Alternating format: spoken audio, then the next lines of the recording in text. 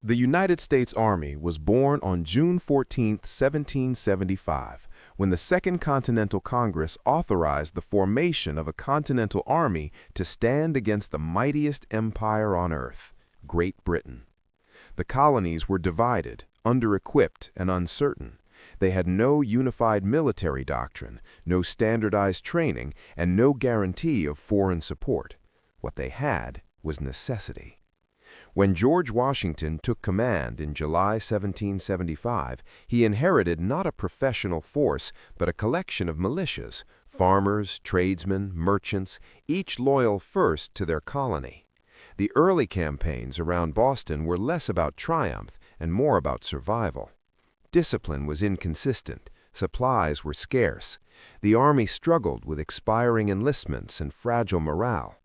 Then came the winter of 1777 to 1778 at Valley Forge.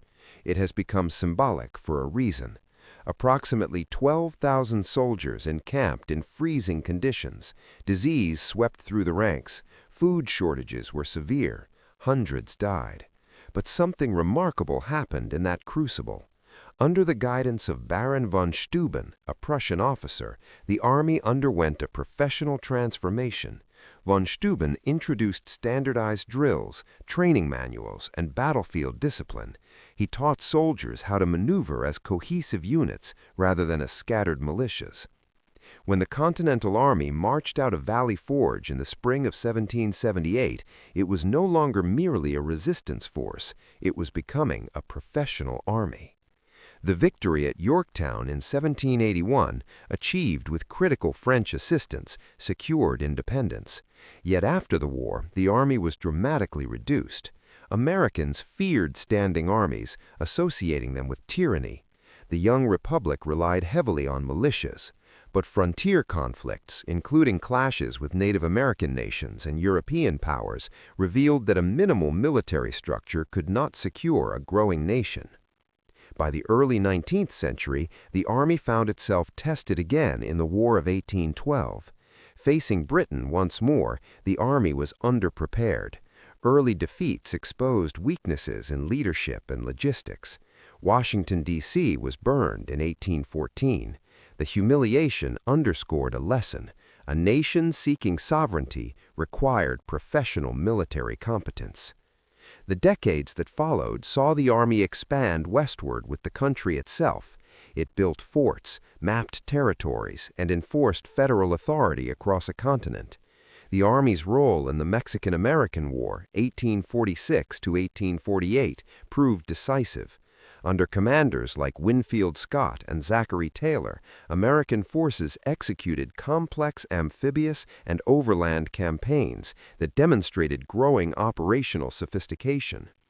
Yet the war also deepened sectional tensions at home over slavery and expansion, tensions that would explode in 1861.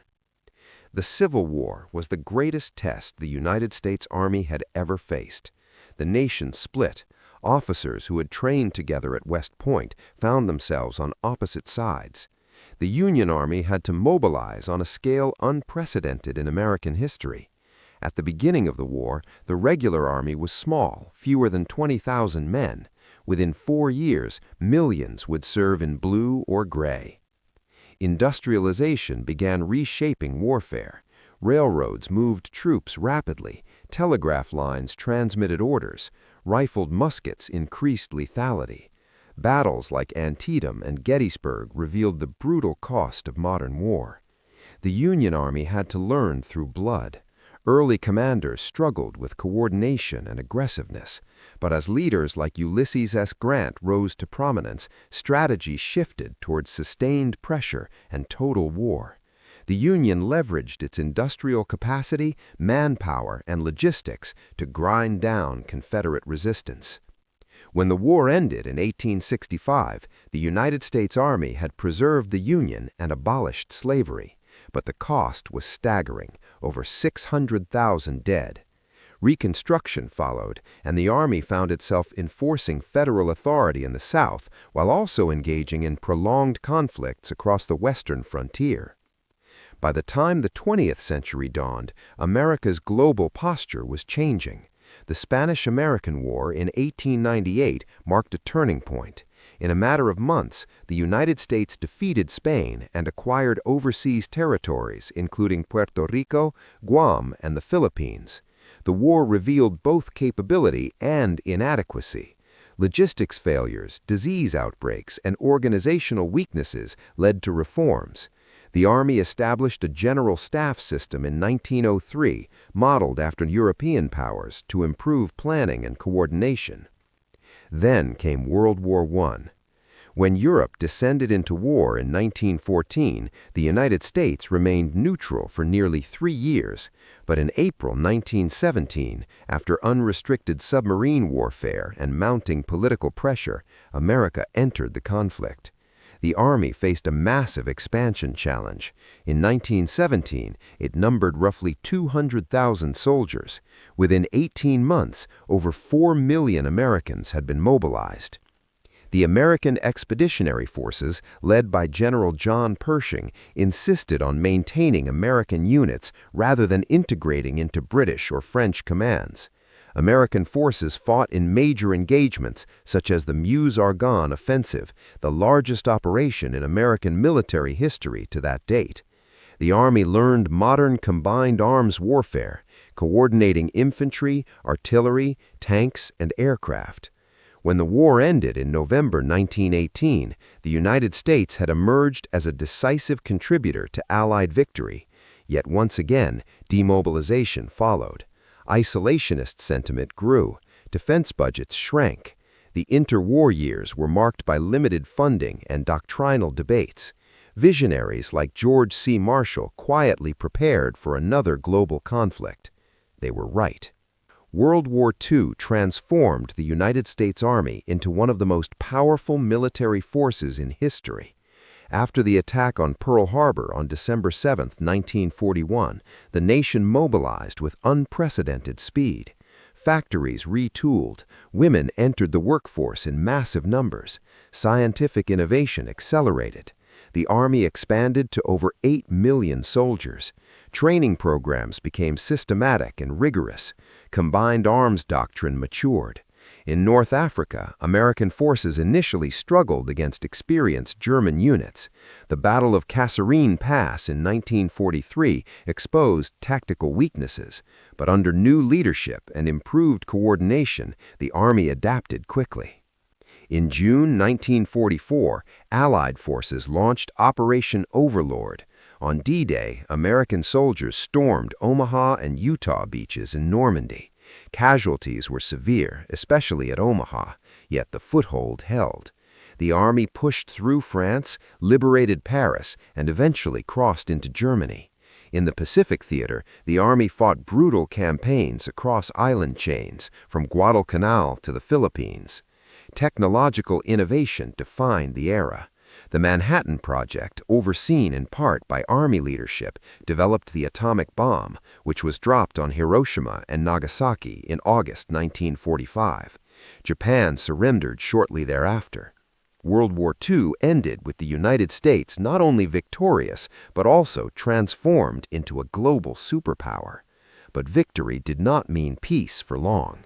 The Cold War began almost immediately. The Army reorganized for a new kind of conflict, ideological, technological, and nuclear.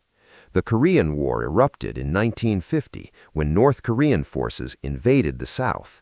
American troops, under the banner of the United Nations, responded. Early setbacks nearly pushed forces off the peninsula. The daring Incheon landing, orchestrated by General MacArthur, reversed momentum. Yet Chinese intervention turned the war into a brutal stalemate.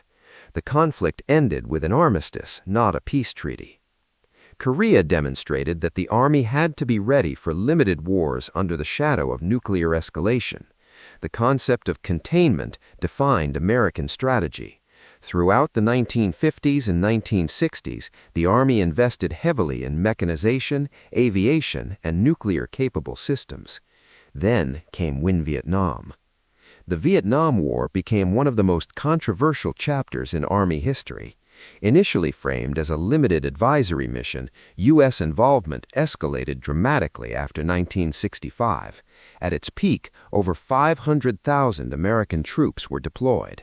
The Army faced a guerrilla war against the Viet Cong and North Vietnamese forces in dense jungles and unfamiliar terrain. Despite overwhelming firepower and technological superiority, victory proved elusive. Public support at home eroded. The Tet Offensive in 1968 shocked the American public, even though it was a tactical defeat for Communist forces. Trust between the military and civil society frayed. By the time American combat forces withdrew in 1973, morale and institutional confidence had suffered. The Army had to rebuild itself from within.